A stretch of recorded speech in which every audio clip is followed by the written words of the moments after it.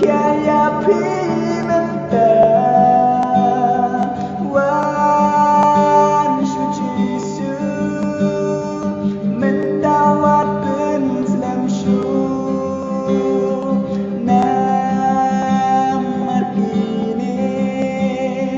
kiam kisi kadu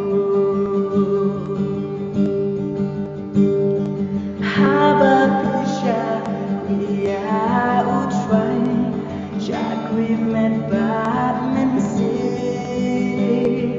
I đi baro ching em should try by nong ya pi on I red ching kit trong pi should try sha ben kaya pi hãy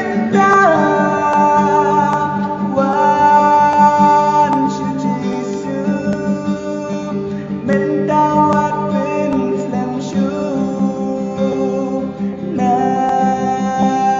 kênh Ghiền Mì Gõ để không bỏ lỡ